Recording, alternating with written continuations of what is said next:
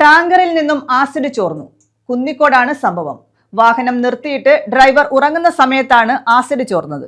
തമിഴ്നാട്ടിൽ നിന്നും കേരളത്തിലേക്ക് വന്ന ടാങ്കറിലാണ് ചോർച്ചയുണ്ടായത്.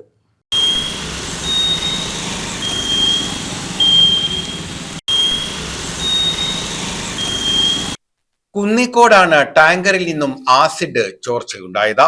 പുലർച്ചെ 4 മണിയോടെ തമിഴ്നാട്ടിൽ നിന്നും കേരളത്തിലേക്ക് എത്തിയ ടാങ്കറിലാണ് ഹൈഡ്രോക്ലോറിക് ആസിഡ് ചോർന്നത്. വാഹനം നിർത്തിയിട്ടതിനു ശേഷം ഡ്രൈവർ ഉറക്കത്തിലായിരുന്നു. ഈ സമയത്താണ് ആസിഡ് ചോർന്നത്. സംഭവ സ്ഥലത്തു നിന്നും ഉയർന്ന തോതിൽ ആസിഡ് ചോരുകയായിരുന്നു. പുക ഉയർന്നത് ശ്രദ്ധയിൽപ്പെട്ട ഉടൻ തന്നെ കുന്നിക്കോട് പോലീസും പത്തനാപുരം അഗ്നിരക്ഷാസേനയുടെയും വിളക്കുടി ഗ്രാമപഞ്ചായത്തിന്റെയും മോട്ടോർ വാഹന വകുപ്പിന്റെയും സമയോചിതമായ ഇടപെടലാണ് അപകടം ഒഴിവായത്. ഇന്ന് നമ്മുടെ ഈ കുടുംബാരോഗ്യത്തിന്റെ മുൻപിലായിട്ട് നമുക്ക് ഇന്നൊരു വലിയൊരു സംഭവം ഉണ്ടായി.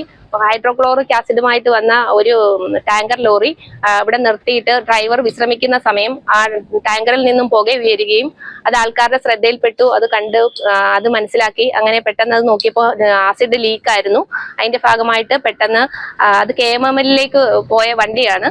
അവിടുന്ന് ആൾക്കാർ ആംബുലൻസും ഫയർഫോഴ്സും എല്ലാം എത്തുകയും അതിന് വേണ്ടുന്ന കാര്യങ്ങൾ എത്രയും പെട്ടെന്ന് തന്നെ ചെയ്തുകൊണ്ടിരിക്കുകയാണ്. വേറൊരു ടാങ്കറിലേക്ക് ആസിഡ് മാറ്റിക്കൊണ്ടിരിക്കുകയാണ്.